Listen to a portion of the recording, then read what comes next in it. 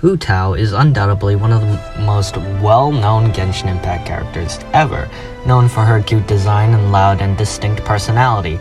However, isn't known to be an emotional pulling of the strings type character, one who is easily understandable and doesn't really have a character arc to speak of.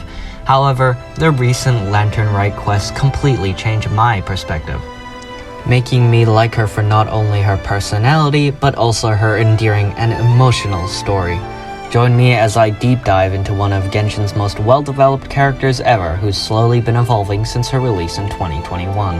This is Hu Tao, a character well known by many, but not fully understood by a majority of the fandom.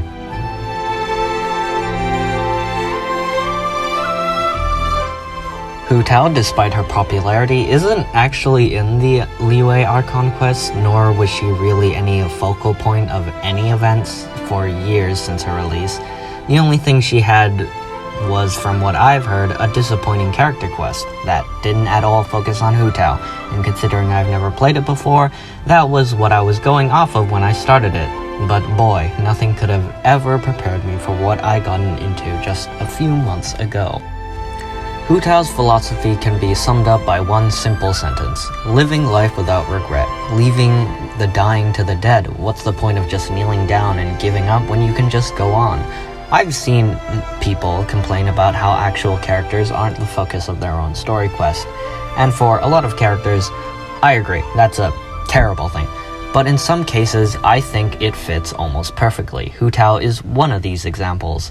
The entire quest can be summarized about being centered around this one singular ghost child, trying to figure out why he was there at Liyue Harbor. Some shenanigans ensue, and then Hu Tao and the Traveler has to head over to the border between life and death. Throughout, we get glimpses of Hu Tao for sure, but she's never really the main focus. And I think this is where her flat art character comes to play. She doesn't change, nor is Hu Tao the one who learns the lesson by the end of her quest. Instead, she teaches us and the NPCs in the quest a lesson that living life is pointless if you worry about failure. Actually trying at least will give you some peace and relief when it's your time to pass. Yeah, not really the most thought-provoking or original message, but to me that doesn't matter. Hu Tao, much like Yeremia and Mulani in their respective stories, bring change rather than going through it herself. Throughout Lantern Rite, Hu Tao is what you really expect her character to be like. She's charismatic, she's funny, has a constant smile, and interacts with everyone around her. However, I'm sure as most of you noticed during the entire playthrough, something about her feels distant. Despite her explanations of it being work-related, Hu Tao's feels, well, despite being so loud and impossible to ignore, increasingly distant, as if she wasn't actually there. And when she goes missing along with Yanlang, I think that's how you say it, Chi-Chi, Zhongli to me said something that is one of the most important lines when dissecting Hu Tao's character. The director's mind is like a maze. It's almost impossible to understand her. Her father was a prodigy in his craft, able to be far better than those around him with absolute ease. However, when Hu Tao was quite young, he was doing a mission, something that should have been far too simple to achieve for someone of his stature, but he pauses, a slight hesitation being enough to not only take his life, but a lot of others. A disaster that could have been prevented if, and I quote, her father was just not attached to the little girl back at home. His own love for his daughter had killed him, and Hu Tao expresses that openly. The first time she tells us about her father, she lays down the truth, what she thought her father did was wrong, and why. This is where Hu Tao's poison slowly begins to show itself, ultimately blossoming at her ceremony at the border between life and death.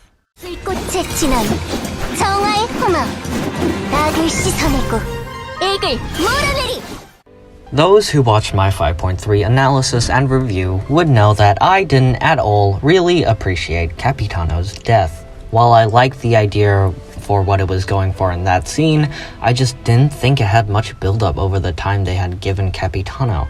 However, here, Hu Tao's poison is set up immediately during the event, which slowly blossoms into this whole ordeal that Hu Tao is trapped in. Now, at this point, you must be asking, what is this inner fear that Hu Tao has? Well, to me, it is her fear of being the very same as her late father. This inner fear that dwells inside Hu Tao makes it so that she avoids connection, but not in the way you would think, not by avoiding talking to people, oh hell no, but by not opening up as the real Hu Tao to them. Is she attached to her friends at the harbor? Yes, she is. But she is more than willing to jump into the black void and leave them all behind with a single parting gift.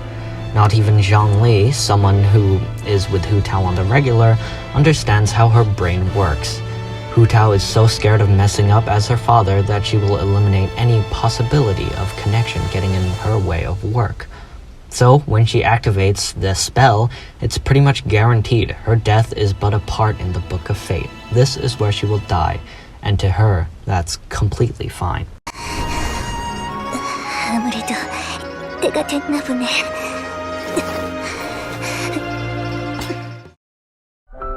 나비가 날아온다면 그건 내가 모두를 불어온 거야.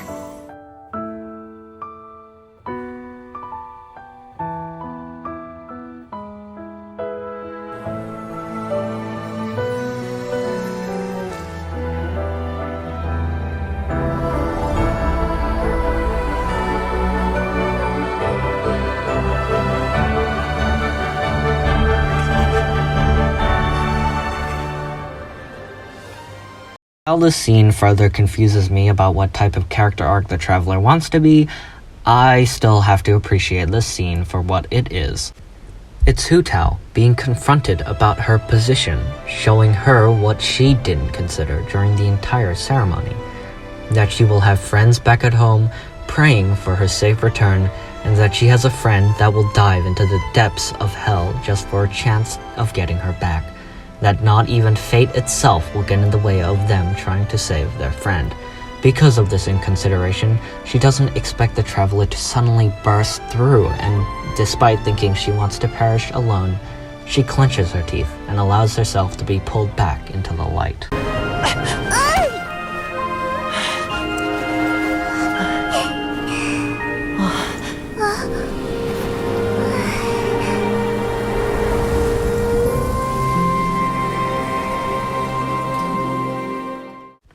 Hu Tao and her father, to me, are two sides of a very similar coin. Her father was brought up by a weakness of too much love for his one connection, something that stole his life. Hu Tao, in fear of being just like him, chooses the opposite path, rather to prevent true connection, before she can be killed in the same way. The message that this experience spells out to not only Hu Tao, but to us, is that no matter how alone you might think you are, there will always be someone out there to take your dying hands and others that pray for your safety in return. Hu Tao had dug herself into her own isolation so much she forgot the last half of the phrase that speaks to her entire character. You've got to leave the dying to the dead, but at the same time, you have to live your life to the fullest. Hu Tao is one of the most emotionally resonant characters Genshin now has to offer. She went from a really good flat art character to an amazingly emotional character that admittedly squeezed a tear out of my eyes. Now, she's a character that would give Genshin's top tiers like Navi and Furina a run for their money. Despite not being as philosophically rich as Furina's core messaging, it's a tale about self-isolation and understanding to open up and let people know the real you, and that definitely strikes a chord with a ton of people around the world, including myself. My name is FFG Mania, and I sure hope I can upload far more soon, and thank you so very much for watching.